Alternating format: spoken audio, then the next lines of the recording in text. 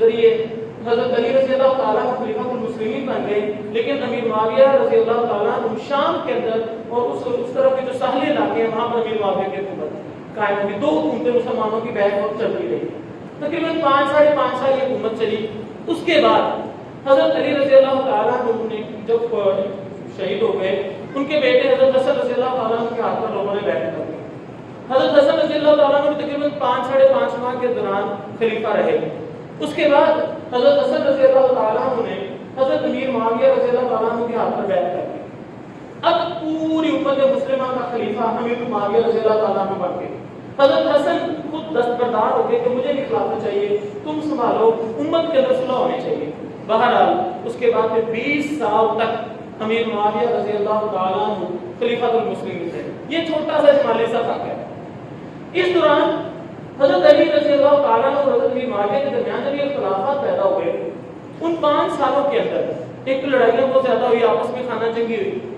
خانہ جنگی کے دوران بہت سارے صحابہ بھی شہید ہوئے، بہت سارے مسلمان بھی شہید ہوئے، ہزاروں کی تعداد، 2-4 ہزار نہیں، ہزاروں کی تعداد، بہت زیادہ لوگ شہید ہوئے.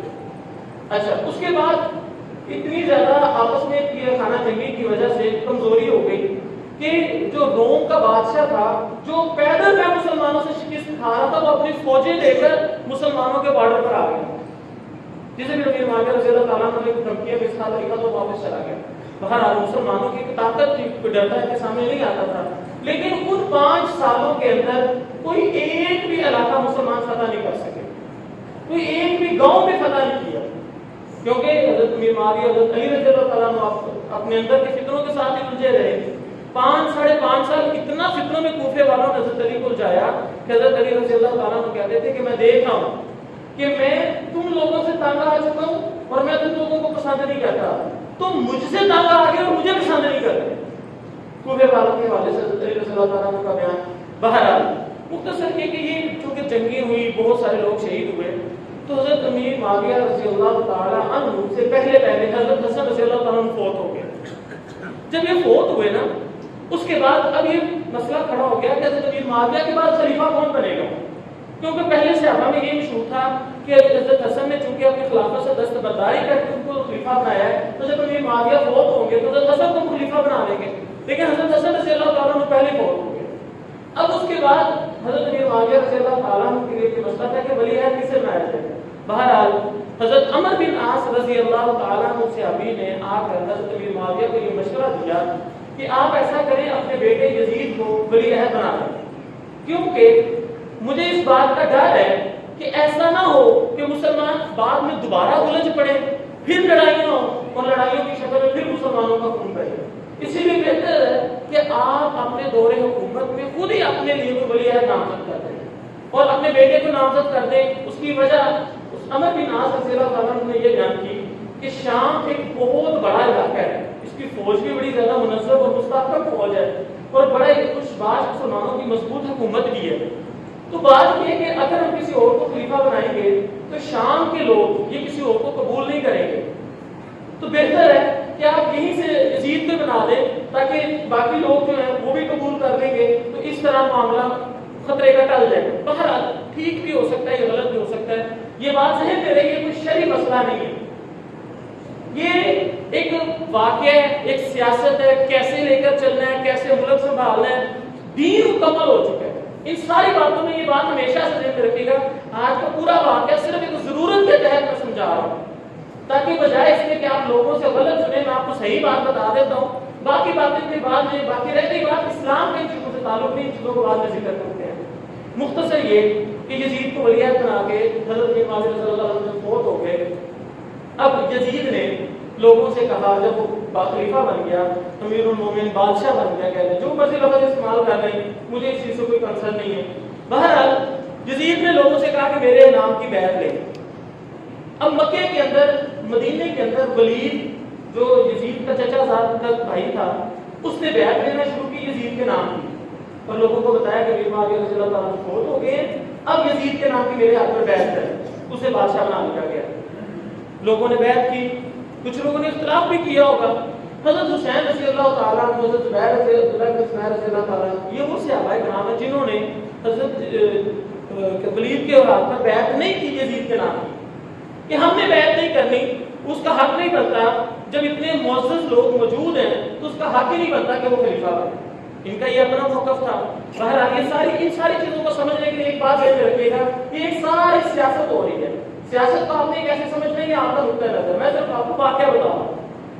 حضرت حسین رضی اللہ تعالیٰ عنہ نے جب ان کو بلایا گیا، ولید نے، گورنر مدینے نے بلایا کہ آئیں، اور حضرت حسین رضی اللہ تعالیٰ عنہ کو کہا کہ بیعت کریں میرے ہاتھ پر یزید کے نام۔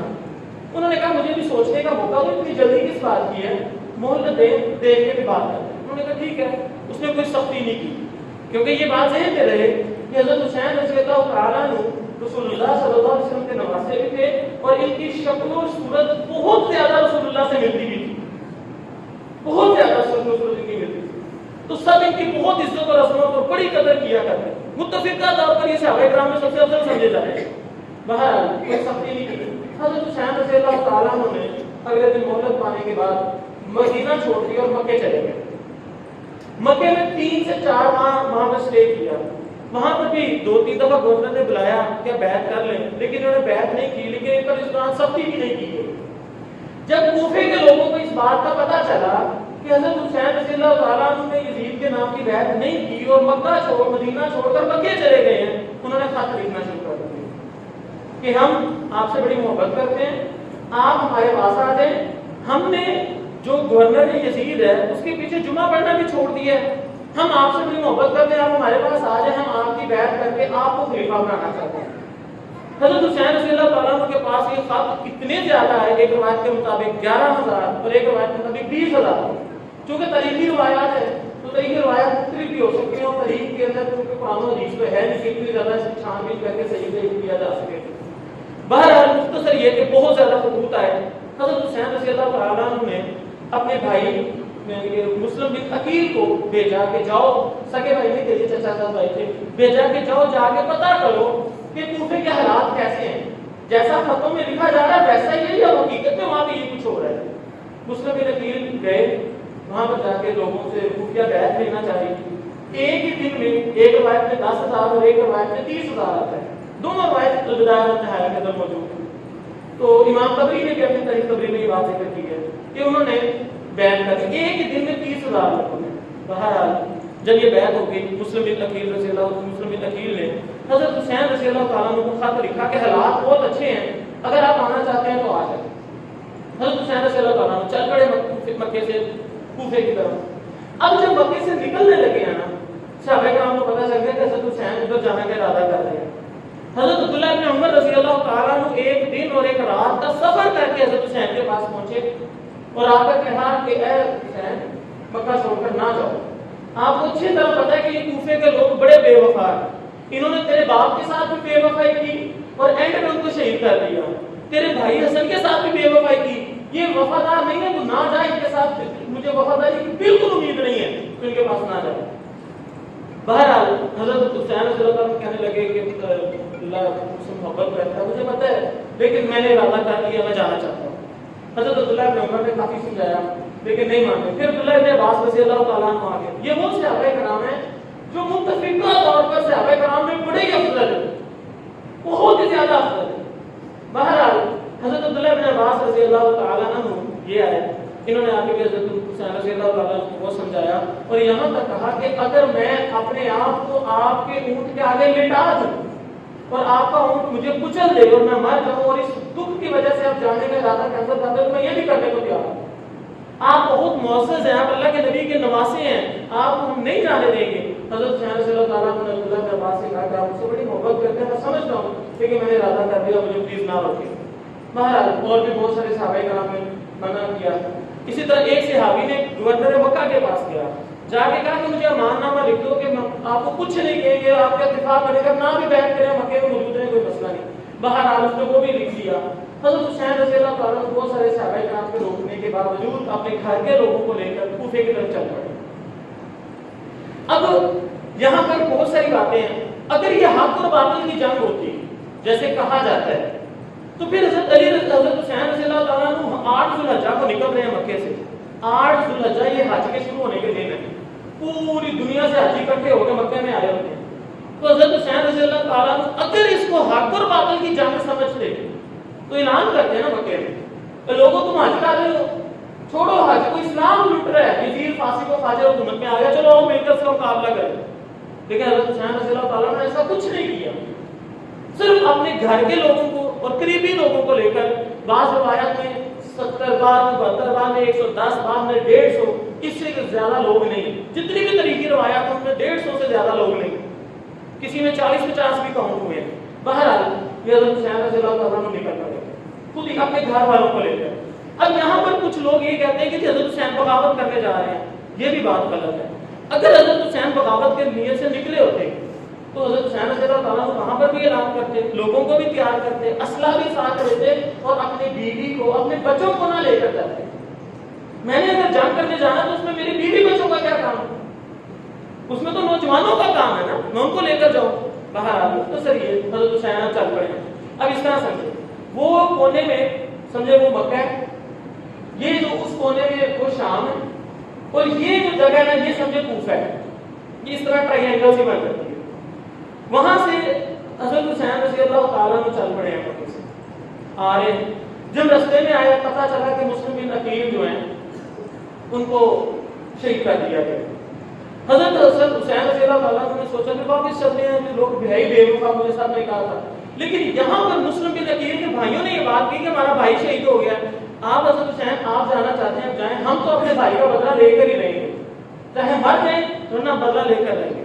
مختصر یہ کہ حضرت حسین رضی اللہ تعالیٰ عنہ کہتے پھر میں نے تمہارے بغیر جا کے کیا کرنا، تم میرے ساتھ ہی نکلو، اکٹھے ہی چلتے ہیں، چلتے اور آگے آنا شروع ہو گئے۔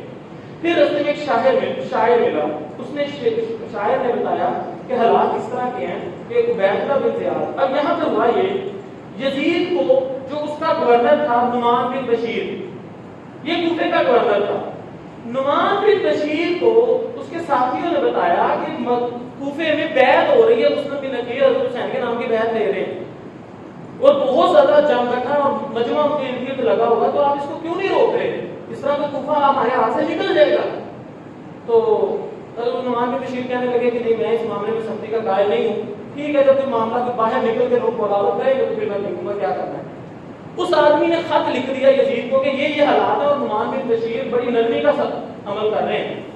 یزید نے اپنے کابینہ کے لوگوں سے اپنے لوگوں سے مشورہ کیا کہ کیا کرنا چاہیے، تو ان کو ایک ساتھی نے مشورہ دیا کہ آپ ایسا کریں عبید اللہ بن زیاد کو اس کا کوفے کا گورنر بنا دیں، وہ اس وقت صرف بصرے کا گورنر تھا اور حقیقت میں یزید اسے ناپسند کرتا تھا، قریب تک اس کو معزول بھی کرتے تھے۔ عبید اللہ بن زیاد بہت سخت انسان تھا، سخت مزاج تھا۔ یہ عبید اللہ بن زیاد وہی ہے وہ جو طارق بن زیاد کا بھائی ہے، یہ طارق بن زیاد یہ وہی ہے جنہوں نے جبرالٹر کے مقام پر مسلمانوں کو فتح کرائی تھی، جنہوں نے جن کے بارے میں مشہور ہے کہ انہوں نے سمندر کے اندر ہی گھوڑے ڈال دیے اور پیچھے سے کشتیاں جلا دی تھی، وہی طارق بن زیاد اس کا بھائی ہے عبید اللہ بن زیاد۔ زیاد کا باپ وہ بھی بڑا سخت انسان تھا اور بہت بڑا کمانڈر تھا، وہ امیر ماجد رضی اللہ تعالیٰ عنہ کا کمانڈر تھا۔ بہرحال عبید اللہ بن زیاد بصرے کا گورنر تھا اور قریب تھا اس کے حالات بھی تھے جو یزید کے ساتھ معاملات قریب تھا کہ اس کی حکومت چلی جاتی، لیکن اب مجبوری آن پڑی کیونکہ حقیقت یہ ہے کہ اگر حضرت حسین رضی اللہ تعالیٰ عنہ کوفے میں پہنچ جاتے اور کوفے کے لوگ وفاداری نبھاتے، واقعی صحیح معنوں میں حضرت حسین کے ساتھ کھڑے ہو جاتے، تو کوفہ اتنا بڑا ملک تھا، اتنی بڑی فوج تھی، پورا عراق بن جاتا ہے بصرہ اور کوفہ میں آتا، تو اتنی بڑی فوج تیار ہو جاتی کہ یزید کی حکومت آٹومیٹکلی ختم ہو جانی تھی، کیونکہ حضرت حسین رضی اللہ تعالیٰ عنہ نے زیادہ مضبوط اور پاورفل ہو جانا تھا۔ بہرحال اسی لیے وہ چاہ رہا تھا کہ کسی طرح یزید یہاں نہ پہنچے، یزید یہ چاہتا ہے کہ حضرت حسین یہاں پر نہ پہنچے۔ بہرحال عبید اللہ بن زیاد کو کوفے کا بھی گورنر بنا دیا، سب سے پہلے قصور کا گورنر تھا، لاہور کا گورنر بھی اس کو دے دیا۔ اب اتنی بڑی گورنری ملی، اب وہ اس چکر میں تھا کہ میں اور زیادہ انعامات حاصل کروں اور زیادہ یزید کا قریبی بن جاؤں۔ اس معاملے میں اس نے سختی کی۔ سب سے پہلے اس نے کوفے میں آ کے اعلان کیا کہ جس نے مسلم بن عقیل کے ہاتھ پہ بیعت کی ہے وہ میرے ہاتھ پاس آئے اور آ کر یزید کے نام کی بیعت کرے، اور مسلم بن عقیل میرے پاس بھیج دو، مجھے پکڑوا دو کدھر چھپا ہوا ہے، اگر کسی نے اس کو پناہ دی تو میں اس کو بھی قتل کر دوں گا۔ مختصر یہ لوگوں نے 40,000 کا لشکر صرف مسلم بن عقیل کے ساتھ اکٹھا ہو گیا، انہوں نے دارالخلافہ کے اوپر چڑھائی کر دی۔ بڑے بڑے سردار جو تھے ہر قبیلے کے وہ عبید اللہ بن زیاد نے اپنے پاس بلائے، اور اوپر دروازہ بند تھا اپنے دارالخلافہ کا جو اس نے اپنا دارالامان کہہ لو، دارالسلطنت کہہ لو کوفے کی، اس کے اوپر سے سرداروں کو کہا کہ اپنے اپنے قبیلے کے لوگوں کو سمجھاؤ۔ انہوں نے سمجھانا شروع کیا، لوگ کھسکنا شروع ہو گئے۔ 40,000 کے لوگوں میں سے چند 100 لوگ رہ گئے. اسی دوران شام ہو گئی. مسلم بن عقیل نماز پڑھانے جامع مسجد کوفہ کے اندر نماز پڑھانے لگے. پیچھے سے وہ چند 100 تھے وہ بھی بھاگ گئے. 5-7 لوگ رہ گئے صرف. اتنی بے وفائی کی. پھر مسلم بن عقیل نے جس گھر میں پناہ لی اس گھر کے بیٹے نے, اماں کے بیٹے نے جا کر خود اس کو بیت اللہ کی زیارت بتایا کہ ہمارے گھر میں چھپا ہوا ہے, اور خود انعام وصول کیا, پیسے وصول کیے, اور مسلم بن عقیل کو پکڑوا دیا. اور جو بیت اللہ بن زیاد تھا اس نے مسلم بن عقیل کو قتل کر کے چوک میں ٹانگ دیا. یہ مختصر سا واقعہ اس طرح ہوا. اب یہاں سختی ہو رہی ہے, ادھر سے حضرت حسین کا قافلہ آ گیا. اس کو یہ ساری کی ساری بات شاعر نے بتا دی. اب حضرت حسین نے کہا یہ تو معاملہ بڑا زیادہ گڑبڑ ہو گیا, تو انہوں نے اب یہاں سے رستہ چینج کر لیا شام کی طرف. اب شام اس طرف ہے, اب یہاں سے میں نے رستہ چینج کر لیا. یہ جو پلر ہے نا سمجھے, یہ کربلا کا میدان ہے. کربلا کوفے کے راستے میں نہیں آتا, کربلا شام کے راستے میں آتا ہے. اس کا مطلب یہ ہے کہ حضرت حسین رضی اللہ تعالیٰ عنہ نے اپنے قافلے کا رخ شام کی طرف موڑ لیا تو کوفے میں نہیں آتے. اسی لیے جو لوگ یہ کہتے ہیں کہ حضرت حسین بغاوت کر رہے تھے, جھوٹ ہے. اگر بغاوت ہوتی تو پھر کوفے میں ہی آتے نا, اپنے ساتھیوں کے ساتھ مل کر لڑتے. وہ جا رہے کسی طرف شام کی طرف. بہرحال حضرت سعد بن ابی وقاص کا جو بیٹا تھا عمر بن سعد, وہ کمانڈر تھا. اس کے پاس 100-150 فوجی تھے جو بیت اللہ بن زیاد کے ماتحت کام کر رہے تھے. اس لشکر چھوٹے سے فوجیوں کے لشکر نے جا کر حضرت حسین کے لشکر کو روک دیا اور کہا کہ ہمارے ہاتھ میں یزید کی بیعت کرو ورنہ ہم آپ کو یہاں سے کہیں بھی جانے نہیں دیں گے. حضرت حسین رضی اللہ تعالیٰ نے 3 شرطیں پیش کی. یہ 3 شرطیں تمام کتابوں میں, البدایہ والنہایہ کے اندر, تاریخ تبری کے اندر, تاریخ اسلام کے اندر, شاہ محی الدین والی کتاب کے اندر, اکبر شاہ والی بات کے اندر, اسی طرح شیعوں کی کتابوں کے اندر یہ تینوں شرطیں موجود ہیں. پہلی شرط, مجھے مکے واپس جانا. تم لوگوں کو لگتا ہے کہ میں تو خطرہ بغاوت کرنے میں ایسی کوئی بات ہے, مجھے مکے واپس آنے دو, میں ادھر ہی اپنی زندگی گزار دوں. اگر تمہیں پھر بھی لگتا ہے کہ میرے رہنے سے تمہیں خطرہ ہے, تمہیں بغاوت کا ہی ڈر ہے, تم ایسا کرو مجھے نا کافروں کی سرحد پہ بھیج دو. روم کے ساتھ مسلمان فوجیوں کی جنگ ہو رہی ہے, میں وہاں کافروں کے ساتھ لڑتا لڑتا شہید ہو جاؤں گا, میں مسلمانوں کے خلاف لڑنا نہیں چاہتا.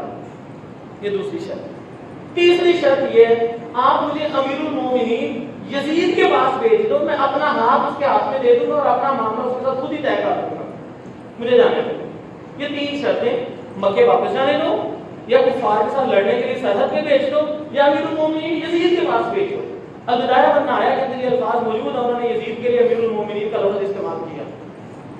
اب عمر بن سعد صحابی کے بیٹے تھے, وہ بھی عزت کرتے تھے, انہوں نے کہا ہاں بات تو ٹھیک ہے. انہوں نے یہ شرطیں قبول کر لی اور عبید اللہ بن زیاد کو بات بھیج دی کہ یہ 3 شرطیں آئی ہیں, مناسب ہیں, بتائیں اس میں سے کون سی شرط قبول کرنی, کس طرف بھیجیں. عبید اللہ بن زیاد نے آتا یہ طریقہ بتایا, انہوں نے آگے لکھا کہ پہلے اس نے کہا کہ ٹھیک ہے اس کو یزید کے پاس بھیج دو. پھر اسی طرح لشکر کے اندر کچھ لوگ وزیر بڑے چول قسم کے ہوتے ہیں, تو کوفے کے وزیر تھے, ادھر ایک بندے نے کہا کہ نہیں تجھے پتا نہیں یہ مکے کے اندر بھی مدینے کے اندر بھی گورنر کے ہاتھ نہیں آیا, وہاں سے نکل گیا بھاگ کے مکے چلے گئے, مکے کے گورنر کے ہاتھ بھی نہیں آیا حضرت حسین. اب تیرے ہاتھ بڑی مشکل لگا تو اب اس کو پھر کھونا چاہتا ہے, نہیں تو اس سے بیعت لے کر یہاں سے بھیج, اس طرح تیری عزت یزید کے سامنے اور بڑھ جائے گی کہ دیکھ میرا کتنا وفادار سپاہی ہے, ہو سکتا ہے مجھے یزید اور زیادہ انعاموں کا نام سے نوازے. اس نے کہا ہاں یہ بھی ٹھیک ہے. اس نے فوراً پیغام بھیجا کہ حضرت حسین کو وہ پہلے بیعت کرے پھر جتنے مرضی جائے, بیعت لازمی کرے یزید کے نام. حضرت حسین کو جب یہ بات کہا گیا تو حضرت حسین نے کہا کہ سیدھی سی بات ہے کہ تم میری ذلیل تذلیل کر رہے ہو, میں اپنی ذلت برداشت نہیں کر سکتا. جب میں نے کہا کہ ادھر بھیج دو میں چلے جاتا ہوں, اگر اس طرح کرو گے تو میں نے ایسے نہیں مانا. یہاں پر تلخ کلامی ہوئی اور لڑائی شروع ہو گئی. اب یہ کتنا فاصلہ ہے, آج پہنچے ہیں 2-4 گھنٹوں کے اندر یہ بات ہوئی, زیادہ سے زیادہ 1 دن لگ سکتا ہے کیونکہ وہ کوفے بار بار پیغام آنا جانا. ادھر طلب کلامی ہوئی ہے, لڑائی ہوئی ہے, گھنٹے ڈیڑھ گھنٹے تھوڑے سے تو سپاہی تھے حضرت حسین رضی اللہ تعالیٰ کے ساتھ, کیونکہ جب حضرت حسین رضی اللہ تعالیٰ کو مسلم بن عقیل کی شہادت کا پتہ چلا تھا, حضرت حسین نے ساتھی کو کہہ دیا تھا کہ تم میں سے جو واپس آنا چاہتا چلا جائے. تو بہت سارے ساتھی چلے گئے تھے. یہاں پر انہوں نے حضرت حسین رضی اللہ تعالیٰ کو شہید کر دیا. اب یہاں پر بات ہے شہید کرنے کے بعد ایک بدبخت انسان نے حضرت حسین رضی اللہ تعالیٰ کا سر کاٹا اور جا کے عبید اللہ بن زیاد کے سامنے رکھ دیا. عبید اللہ بن زیاد نے اس کو چھڑی ماری, ناک کے اوپر چھڑی رکھی. پاس 2 صحابی بیٹھے ہوئے تھے, اس صحابی نے ڈانٹ کر کہا, غصے میں آ کر کہا عبید اللہ تجھے نہیں پتا یہ اللہ کے نبی صلی اللہ علیہ وسلم سے سب سے زیادہ مشابہت رکھنے والا چہرہ ہے, تو اس کو اوپر چھڑی مار ہے. عبید اللہ بن زیاد نے چھڑی پیچھے کر دی. بہرحال باقی قافلہ بھی میں تمہیں پہنچا, کوفے کے لوگ اب رو رہے ہیں. اب کوفے کے لوگ جو رو رہے ہیں نا, تو حضرت زینب جو حضرت علی رضی اللہ تعالیٰ عنہ کی بیٹی حضرت حسین کی بہن تھی, انہوں نے یہ بات کہی کہ تم لوگ رو رہے ہو, تم ہی نے تو خط لکھ کر ہمیں بلایا ہے, خود ہی تم نے وفاداری کرنی تھی, خود ہی بے وفائی کی, اور تم لوگوں نے تو ہم کو مارا ہے اور خود ہی رو رہے ہو. میری دعا ہے کہ تم ساری زندگی ایسے ہی روتے ہو. اسی لیے کہا جاتا ہے کہ جو لوگ ماتم کرتے ہیں حضرت زینب کی بد دعا کا نتیجہ. بہرحال یہ حضرت زینب اور اس طرح یہ حضرت علی کی بیٹی ہے, صاحب کے بعد میں پیدا ہوئی. بہرحال اب یہ اور باقی قافلہ چلتے چلتے یزید کے پاس پہنچا دیا گیا. جب یزید کے پاس پہنچا, اب یزید کا طرز عمل کیا ہے. یزید نے دیکھتے پہلے کہا کہ میں نے کب کہا تھا, یا بدایہ بنایا میں بھی لکھا ہے طریقہ تبھی میں یہ بات لکھی ہے کہ میں نے کب کہا تھا کہ حضرت حسین کو قتل کر دیا جائے, اور میں نے کب اس کو مارنے کا حکم دیا تھا. میں نے تو صرف یہ کہا تھا کہ ان کو کوفے نہیں جانے دینا تاکہ بغاوت نہ ہو جائے, ہماری حکومت نہ گر جائے, لیکن میں نے مارنے کا حکم نہیں دیا تھا. اور تیسری چیز, انہوں نے سارے لوگوں کو اپنے پاس بٹھایا, انعام و کرام بڑے عزت افزائی کی تھی. بہرحال وہاں پر پھر انہوں نے کہا کہ آپ کدھر جانا چاہتے ہیں, کہ مدینے جانا چاہتے ہیں تو بھیج دیتے. پورے قافلے کو مدینے بھیج دیا گیا. اب اس دوران حضرت زینب جو حضرت حسین کی بہن تھی, وہ ساری زندگی اس کے بعد جب تک زندہ رہی یزید کے پاس دمشق میں رہی. خود وہاں پر ان کی رشتہ داری بھی تھی, اس وجہ سے انہوں نے ادھر ہی رہنا پسند کیا کہ میں فکر میں نہیں جانا چاہتی, دوبارہ فکر میں نہیں پڑھنا چاہتی. یہ مختصر سا کربلا کا واقعہ ہے. حضرت حسین کو شہید کیوں کیا گیا, یہاں پر ایک سوال یہ بھی ہے.